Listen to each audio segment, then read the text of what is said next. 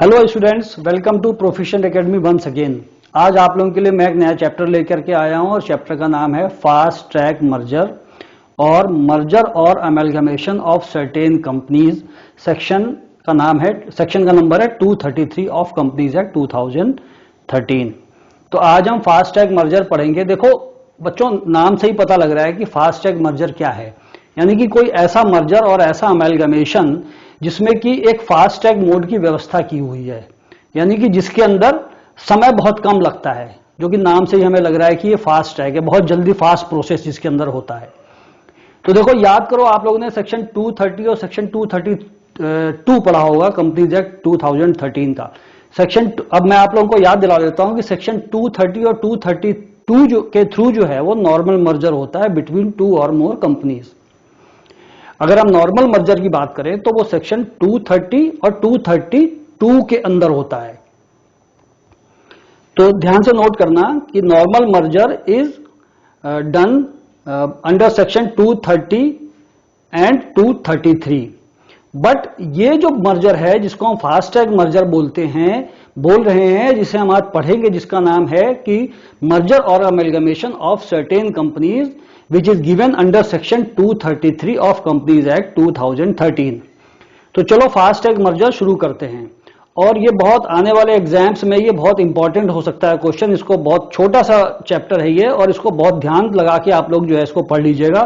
तो ये आपको जो है कम से कम 4 to 5 मार्क्स का जो है ये क्वेश्चन ये आपके अपकमिंग एग्जाम्स में आ सकता है। तो चलो और देखते हैं कि फास्ट ट्रैक मर्जर क्या होता है, या मर्जर और amalgamation of certain companies. Merger और amalgamation of certain companies under section 233 of companies act 2013 which is called fast track merger also, जिसको ये फास्ट ट्रैक मर्जर भी बोलते हैं। अब इसकी डेफिनेशन क्या दी हुई है सेक्शन 233 के अंदर। सेक्शन 233 सब सेक्शन 1 ये कहता है, not with standing the provisions of section 230 and 232। Yes, इसका मतलब ये हुआ कि सेक्शन 233 ये कहता है कि सेक्शन 230 और 232 के प्रोविजंस होने के बावजूद, यानी कि not with standing the provisions of section 230 and 232, a merger or amalgamation can be entered into between two or more small companies। इसका मतलब क्या हुआ? इसका मतलब यह हुआ कि सेक्शन 232 और 230 के प्रोविजंस होने के बावजूद भी एक सर्टेन क्लास ऑफ कंपनीज का जो है मर्जर और अमेलगमेशन किया जा सकता है, जो कि सेक्शन 233 के अंदर दिया हुआ है। और वो मर्जर व जो अमेलगमेशन होगा वो कैसा होगा, किन कंपनियों के बीच में होगा, तो मैं आपको बताता हूं। दैट कैन बी डन और that can be entered between a holding company and it's होल्ली owned subsidiary company. Yes, इसका मतलब यह हुआ कि फास्ट ट्रैक मर्जर की जो व्यवस्था की हुई है, जो फास्ट ट्रैक मर्जर की व्यवस्था की हुई है सेक्शन 233 के अंदर, that can be entered into between a holding company and its wholly owned subsidiary company. तो अब यहां पे समझने वाली बात है कि होल्डी ओन्ड सब्सिडियरी कंपनी क्या होती है। आइए इसको एक एग्जांपल के तरीके से समझते हैं। मान लीजिए कंपनी ए है और एक कंपनी बी है। कंपनी ए जो है वो कंपनी बी के अंदर 51% या इससे ज्यादा का स्टेक होल्ड करती है। इसका मतलब क्या हुआ, यानी कि कंपनी ए की जो बैलेंस शीट होगी, कंपनी ए की जो बैलेंस शीट होगी उसमें इन्वेस्टमेंट साइड में,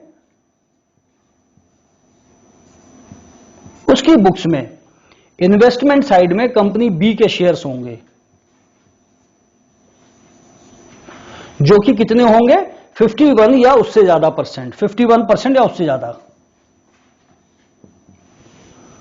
यानी कि अगर कोई कंपनी है और उसकी एक सब्सिडियरी कंपनी है, मैं भी आपको एक सब्सिडियरी कंपनी के बारे में बता रहा हूं, फिर बताऊंगा कि 100% होल्ली ओन्ड सब्सिडियरी कंपनी क्या होती है।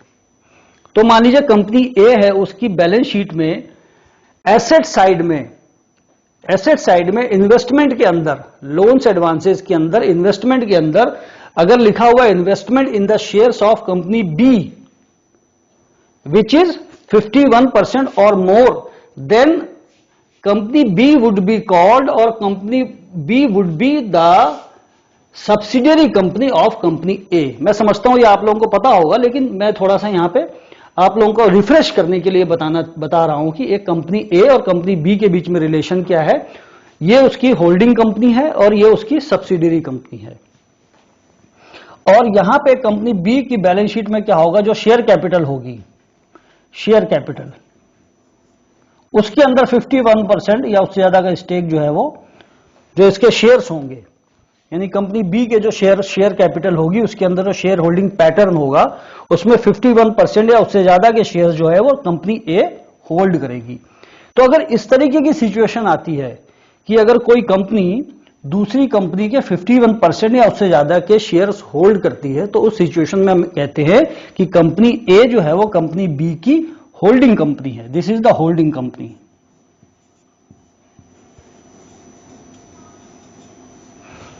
Company A is the holding company and company B is the subsidiary company.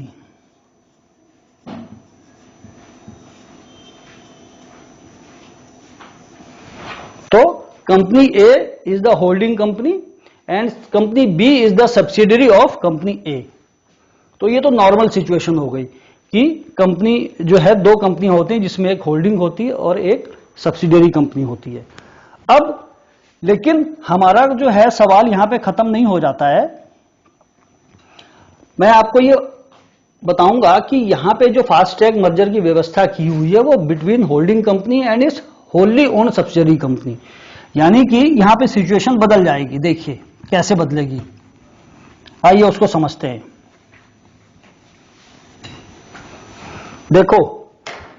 देखो जब कंपनी ए जो है, कंपनी ए, उसकी बैलेंस शीट के अंदर, उसकी ये बैलेंस शीट है, ये लायबिलिटी है,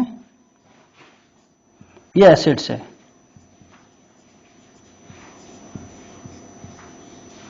ये लायबिलिटी साइड है, ये एसेट साइड है।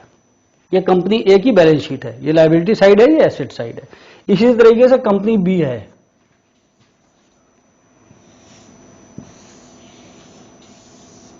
ये कंपनी बी है, इसके अंदर ये इसकी लायबिलिटी साइड है और ये एसेट साइड है।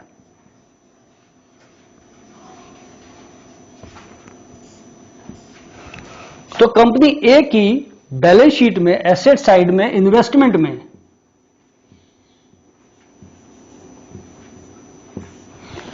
की साइड में कि इन्वेस्टमेंट, अगर उसने कंपनी बी के शेयर्स में मान लो 100% स्टेक ले रखा है, यानी कि कंपनी बी की जो लायबिलिटी के अंदर जो शेयर होल्डर है, शेयर कैपिटल है, अगर वो 100% शेयर, इसके 100% शेयर इसके पास हैं, अगर कंपनी बी के 100% share capital, if the 100% share capital of company B is held by company A, then in that situation company B would be called the 100% subsidiary of company A। यानी कि कोई company किसी दूसरी company की 100% subsidiary जब तब कहलाएगी जब उस कंपनी में की जो शेयर कैपिटल है वो 100% जो है वो कंपनी ए के इन्वेस्टमेंट की साइड में होगी, यानी कि वो उसने कंपनी ए ने कंपनी बी की शेयर कैपिटल में 100% इन्वेस्टमेंट कर रखा है। तो ये हो गई बिटवीन, ये हो गई इसकी 100% सब्सिडियरी कंपनी। तो अब हमने पॉइंट नंबर 1 पढ़ा, हमने जो इसकी डेफिनेशन है हमने क्या पढ़ी थी, हमने डेफिनेशन पढ़ी है, फास्ट ट्रैक मर्जर की डेफिनेशन हमने पढ़ी है कि not with standing the provisions of section 230 और section 232 a fast track merger or amalgamation can be entered between two or more small companies or a holding company or its 100% owned subsidiary company। यानी कि fast track merger की व्यवस्था जो है वो दो तरीके की कंपनियों में दी हुई है। एक तो है हो गई between holding company and it's होल्ली owned subsidiary company, और दूसरी हो गई बिटवीन टू और मोर स्मॉल कंपनीज। तो इसको आप लोग इसका स्नैपशॉट ले लीजिए या आप इसको लिख लीजिए जल्दी से, ताकि मैं आपके जो आगे इसको इरेज करके आगे चल सकूं।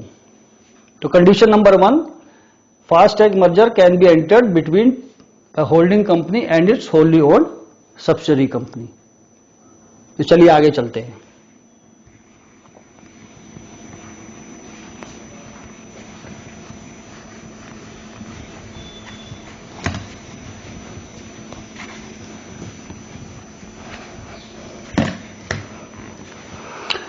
पॉइंट नंबर 2 कहता है कि a fast track merger or amalgamation can be entered between two or more small companies. Yes, यानी कि दो या दो से ज्यादा स्मॉल कंपनीज के बीच में भी जो है फास्ट ट्रैक मर्जर की व्यवस्था की हुई है। अब यहां पे क्वेश्चन ये उठता है कि ये स्मॉल कंपनी होती क्या है। मेरा ऐसा मानना है कि आप बहुत सारे स्टूडेंट्स को ये पता होगा कि एक स्मॉल कंपनी क्या होती है, लेकिन फिर भी हम यहाँ पे एक बार स्मॉल कंपनी की डेफिनेशन को जो है यहाँ पे लिख लेते हैं, ताकि हमें समझने में आसानी हो कि एक स्मॉल कंपनी क्या होती है। स्मॉल कंपनी की डेफिनेशन सेक्शन 2 सबसेक्शन 85 में दी हुई है। सेक्शन 2 सबसेक्शन 85 डेफिनेशन क्या कहती है? A small company is a company which is not a public company और other than a public company. यानी कि small company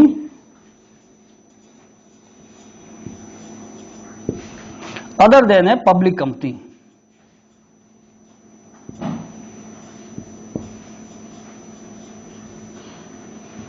other than a public company, यानी कि जो स्मॉल कंपनी होगी वो पब्लिक कंपनी नहीं हो सकती। और पेड अप कैपिटल और उसके टर्नओवर की जो है वो उसमें थ्रेशोल्ड दी हुई है, जिसके बेस पे हम उसको बताएंगे कि ये कंपनी जो होगी वो स्मॉल कंपनी होगी कि नहीं होगी। तो चलिए इसको आप नोट कर लीजिए और आगे हम चलते हैं।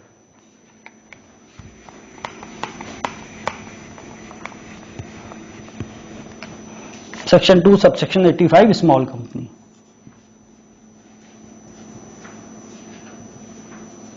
ठीक है, अब देखो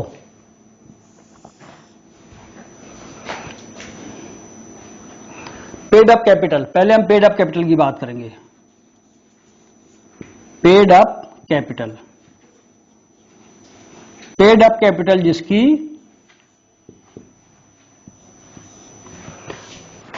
50 लाख से ज्यादा ना हो। इसकी डेफिनेशन इस तरीके से दी गई है, the paid up capital of which does not exceed 50 lakh rupees, 50 lakh rupees or such higher amount as may be prescribed which does not exceed 10 crore rupees। Small company की जो पेड अप कैपिटल होगी that should not exceed 50 lakh rupees और such higher amount as may be prescribed but which does not exceed 10 crore rupees. यानी कि paid up capital 10 crore 50 lakh से ज्यादा नहीं होगी और मैक्सिमम होगी तो 10 करोड़ हो सकती है। ठीक है, अब इसके बाद इसमें turnover.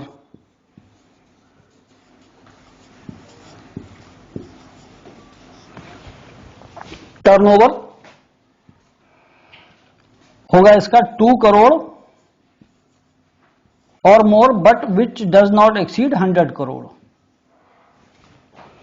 The turnover of which does not exceed 2 crore rupees और such higher amount as may be prescribed but which does not exceed 100 crore rupees. यानी कि स्मॉल कंपनी सेक्शन 2 सबसेक्शन 85 में क्या कहलाएगी, कौन सी कंपनी कहलाएगी?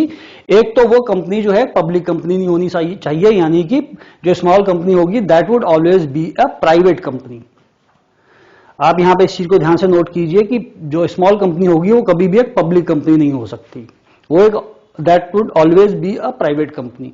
And the paid up capital of which does not exceed 50 lakh rupees or such higher amount as may be prescribed which does not exceed 10 crore rupees and the turnover of which does not exceed 2 crore rupees or such higher amount as may be prescribed which does not exceed 100 crore rupees. तो चलो जल्दी से इसका screenshot ले लो, ताकि मैं screenshot ले लीजिए, आप इसकी एक फोटो खींच लीजिए ताकि मैं अब आगे चलता हूं.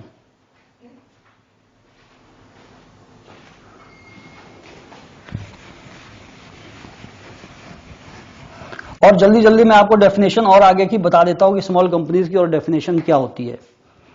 तो दूसरी जो डेफिनेशन जो आगे चलेगी वो हम ये बताते हैं कि स्मॉल कंपनीज और क्या होती हैं. Which does not exceed this clause, sorry,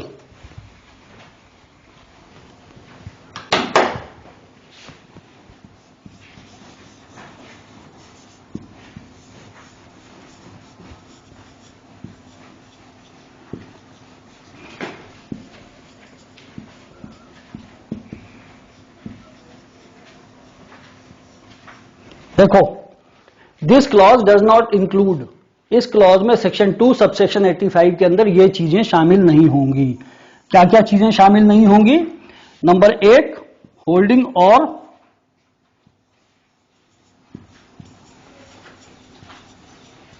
और सब्सिडरी कंपनी, यानी कि जो स्मॉल कंपनी होगी वो ना तो किसी की होल्डिंग हो सकती है और ना वो किसी की सब्सिडरी हो सकती है. Number 2, section 8 company registered under section 8. देखो, नॉन प्रॉफिट ऑर्गेनाइजेशन आप लोगों ने पढ़ा होगा, जो कि सेक्शन 8 के अंदर कंपनियां रजिस्टर्ड होती हैं. वो कंपनी जो है वो स्मॉल कंपनी कभी नहीं हो सकती. और इसी तरीके से कोई कंपनी जो कि होल्डिंग कंपनी है किसी की या किसी की सब्सिडरी है, वो भी एक स्मॉल कंपनी नहीं हो सकती. और कंपनीज governed by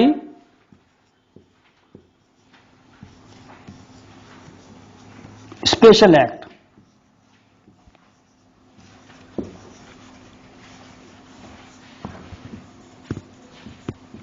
हाँ, देखो, कोई और तरीके की कंपनी या बॉडी कॉर्पोरेट जो कि एक किसी स्पेशल एक्ट से अगर गवर्न होती हो, वो कंपनियां भी कभी स्मॉल कंपनी नहीं हो सकती. जैसे कि LIC ऑफ इंडिया हो गई, जो इस तरीके की जो गवर्नमेंट कंपनीज होती हैं, इस तरीके के जो कॉर्पोरेशंस होते हैं, वो कंपनियां भी जो है स्मॉल कंपनी की डेफिनेशन में नहीं आती. तो स्मॉल कंपनी की डेफिनेशन के जो 3 एक्सेप्शन हैं, आइए उसको फटाफट देख लेते हैं क्या होते हैं. एक्सेप्शन नंबर 1 कि स्मॉल कंपनी एक होल्डिंग कंपनी या सब्सिडरी कंपनी नहीं हो सकती. एक्सेप्शन नंबर 2, स्मॉल कंपनी कभी भी सेक्शन 8 के अंदर रजिस्टर्ड कंपनी नहीं हो सकती, यानी कि नॉन प्रॉफिट ऑर्गेनाइजेशन नहीं हो सकती. और नंबर 3 एक्सेप्शन क्या है कि वो एक गवर्नमेंट, वो ऐसी कंपनी नहीं हो सकती जो कि स्पेशल एक्ट के द्वारा गवर्न की जाती हो. तो ये तो हो गया क्या नाम है, स्मॉल कंपनी की डेफिनेशन. तो मैंने आपको बताया कि जो फास्ट ट्रैक मर्जर होगा, ये 2 या 2 से ज्यादा तरीके की कंपनियों के बीच में हो सकता है. और वो किस किस तरीके की कंपनियों में होगा वो हमने अभी पढ़ा, वो हमने अभी देखा है. वो एक तो होगा 2 or more small company.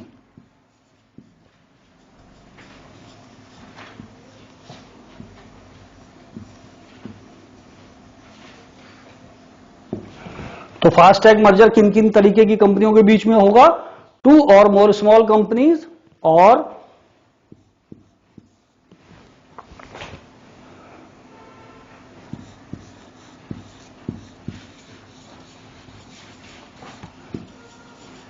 Holding company and its wholly owned subsidiary company. Wholly owned subsidiary, तो 2 or more small companies or holding company and wholly owned subsidiary company. या फिर नंबर 3 जो होगा वो होगा such other class or classes of companies as may be prescribed. Such other class or classes of companies as may be prescribed. Such other class or classes of companies as may be prescribed, यानी कि और किसी भी तरीके की company होंगी जिसको कि गवर्नमेंट, सेंट्रल गवर्नमेंट नोटिफिकेशन के द्वारा बता सकती है कि ऐसी कंपनियां भी जो है वो मर्जर और एक्विजिशन जिनका होगा सेक्शन 233 के अंदर, जो कि फास्ट ट्रैक मर्जर कहलाएगा। तो आप लोग फटाफट इसको जरा नोट कर लीजिए ताकि मैं इसको इरेज करके आगे चलूं। चलो, फास्ट ट्रैक मर्जर।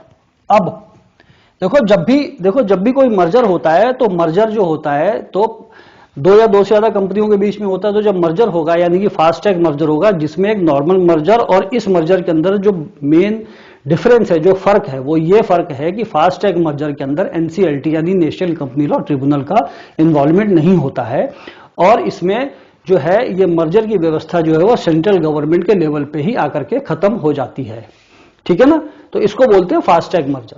अब क्या होगा सेक्शन 233 के अंदर, सेक्शन 233 सब सेक्शन 1 के अंदर क्या होगा, क्लॉज ए क्या कहता है, क्लॉज ए के अंदर क्या होगा, दोनों कंपनियां अपनी बोर्ड मीटिंग करेंगी। पहले सबसे पहले बोर्ड मीटिंग होगी।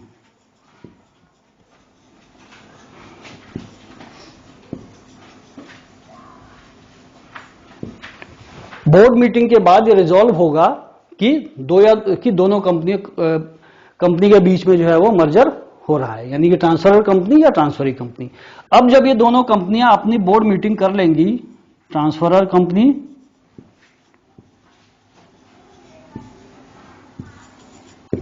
एंड ट्रांसफरी कंपनी,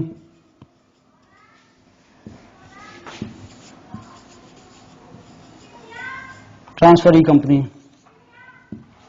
जब ये कंपनी दोनों बोर्ड लेवल पर रिजॉल्व कर लेंगे कि हमको मर्ज होना है, तो उसके बाद ये एक रेजोल्यूशन पास होगा और रेजोल्यूशन पास होने के बाद जो कंपनियां होंगी, ये दोनों कंपनियां जो होंगी, ये उसके बाद एक ऑब्जेक्शन और सजेशंस मांगेंगी। वो किससे मांगेंगी, वो मांगेंगी रजिस्ट्रार से, ऑफिशियल लिक्विडेटर और the persons affected by the scheme. और वो जो ऑब्जेक्शंस और सजेशंस मांगे जाएंगे दोनों कंपनियों द्वारा, ट्रांसफर कंपनी और ट्रांसफरी कंपनी द्वारा, वो मांगे जाएंगे। फॉर्म नंबर है CAA 9। CAA 9 की फुल फॉर्म होती है CAA 9।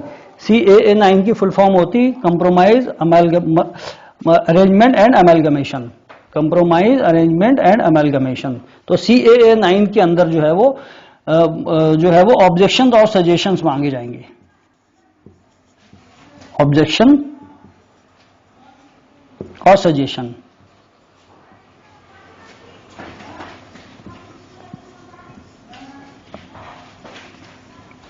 ऑब्जेक्शन और सजेशन मांग लिए जाएंगे। किन किन से मांगे जाएंगे वो मैंने अभी आपको बताया। इसको फटाफट नोट कर लीजिए ताकि हम आगे इसको इरेज करके आगे चलें।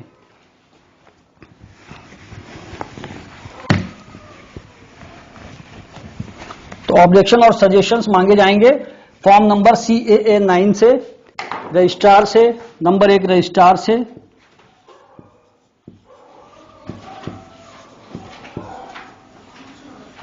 Number 2 official liquidator,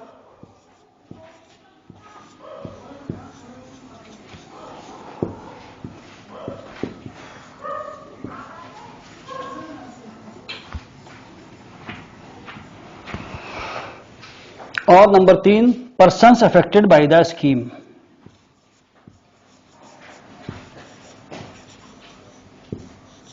affected by the scheme.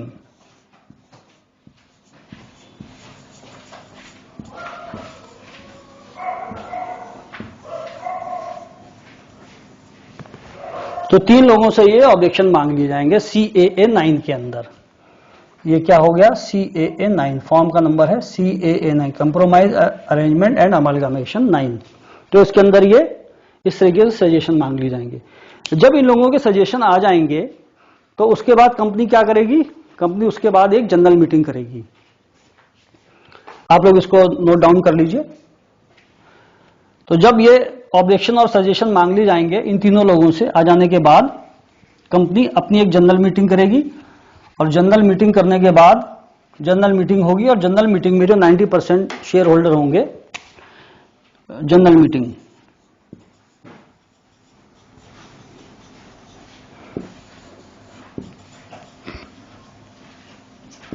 General meeting में जो शेयर होल्डर होंगे वो 90%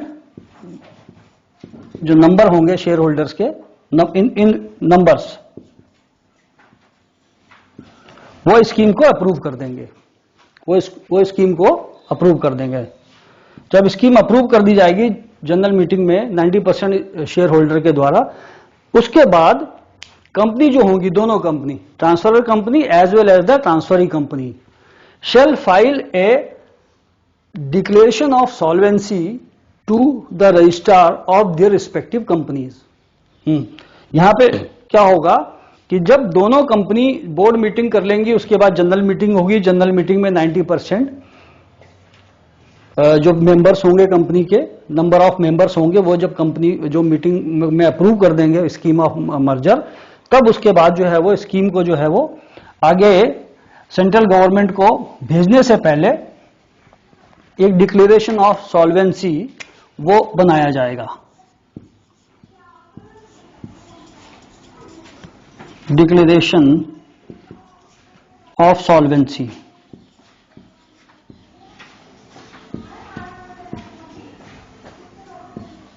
ये किसमें, ये फॉर्म का नाम होगा CAA 10।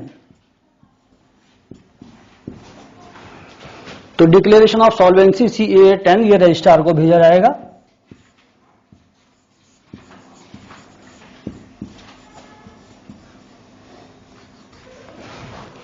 और उसके बाद उनसे ऑब्जेक्शन और सजेशंस तो मांग ही लिए गए थे, और वो ऑब्जेक्शन और सजेशन आने के बाद ये CAA 10 में जो है वो डिक्लेरेशन ऑफ सॉल्वेंसी दे दी जाएगी। और उससे पहले यहां पे डिक्लेरेशन ऑफ सॉल्वेंसी देने के बाद जो है वो, माफ कीजिएगा, डिक्लेरेशन ऑफ सॉल्वेंसी देने से पहले जो है वो कंपनी अपने क्रेडिटर्स की मीटिंग भी करेगी। Creditors meeting,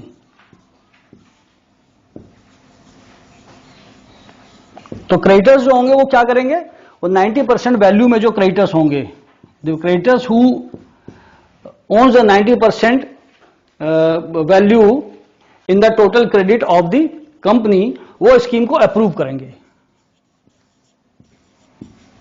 The scheme is also approved by the creditors of the company holding 90% stake in the outstanding credit of the company।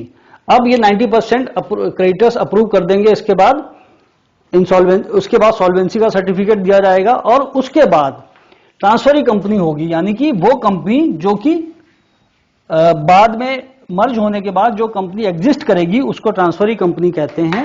और वो ट्रांसफरिंग कंपनी जो होगी वो CAA 11 में स्कीम जो है वो भेजेगी सेंट्रल गवर्नमेंट को। किसको भेजेगी, CG को, सेंट्रल गवर्नमेंट को वो स्कीम भेजेगी। सेंट्रल गवर्नमेंट को, ऑफिशियल लिक्विडेटर को, ऑफिशियल लिक्विडेटर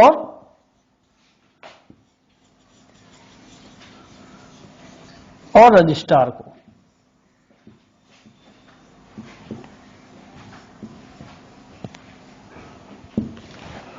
तो CAA 11 में स्कीम भेजी जाएगी सेंट्रल गवर्नमेंट को, ऑफिशियल लिक्विडेटर को और रजिस्ट्रार को। इन तीनों लोगों के पास स्कीम भेज दी जाएगी। और उसके बाद इफ सेंट्रल गवर्नमेंट, यानी कि सेंट्रल गवर्नमेंट में भी कुछ लेवल होते हैं। सेंट्रल गवर्नमेंट यानी ministry of corporate affairs, ministry of corporate affairs में कुछ लेवल होते हैं, जैसे कि रजिस्ट्रार के ऊपर रीजनल डायरेक्टर। तो यहां पे सेंट्रल गवर्नमेंट से मतलब है यानी कि रीजनल डायरेक्टर। तो CAA 11 में जब स्कीम जो है वो बना करके भेज दी जाएगी ट्रांसफरिंग कंपनी द्वारा इन तीनों लोगों को, तो उसके बाद if central government is satisfied that the scheme is in public interest, तो स्कीम को वो अप्रूव कर देगी। और यहां पे मर्जर दोनों कंपनियों का इस स्थिति में आकर के खत्म हो जाएगा। तो देखो अब क्या होगा, अब जब if central government does not receive any objection or suggestion, if central government does not receive any objection or suggestion, जो कि CAA 9 में मांगे गए थे, if central government does not receive any objection or suggestion from registrar or the official liquidator, it may approve the scheme। और जैसे ही scheme को approve करेगी सेंट्रल गवर्नमेंट, यानी कि रीजनल डायरेक्टर के लेवल पर जैसे ही स्कीम अप्रूव की जाएगी, तो आप ये समझ लीजिए कि दोनों इस दो या दो से ज्यादा स्मॉल कंपनीज का आपस में मर्जर हो गया या अमेलगमेशन हो गया, या एक होल्डिंग कंपनी और उसकी एक 100% सब्सिडरी कंपनी का जो है आपस में मर्जर हो गया। यानी कि ये मर्जर आकर के बस सेंट्रल गवर्नमेंट के लेवल पर ही खत्म हो जाता है और इसमें नेशनल कंपनी लॉ ट्रिब्यूनल का इन्वॉल्वमेंट नहीं होता है। तो कितना आसान मर्जर है ये, आप इस बात को देखिए। तो अब देखो क्या होता है, जब स्कीम सेंट्रल गवर्नमेंट को भेज दी जाएगी तो central government, if central government is satisfied that the scheme is in the public interest, it में अप्रूव द स्कीम। तो सेंट्रल गवर्नमेंट क्या करेगी, सीजी सेंट्रल गवर्नमेंट यानी कि आरडी रीजनल डायरेक्टर स्कीम को अप्रूव कर देंगे।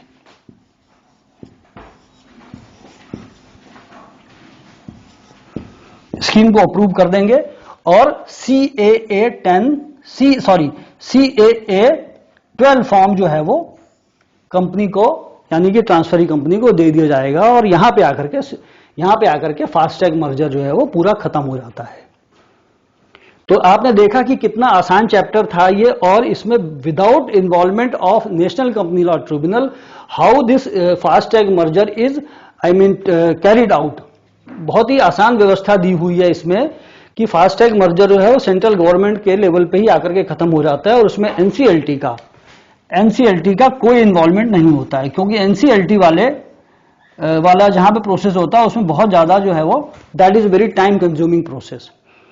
तो चलिए इस वीडियो को यहीं खत्म करते हैं और इसको आप पूरा उतार लीजिएगा।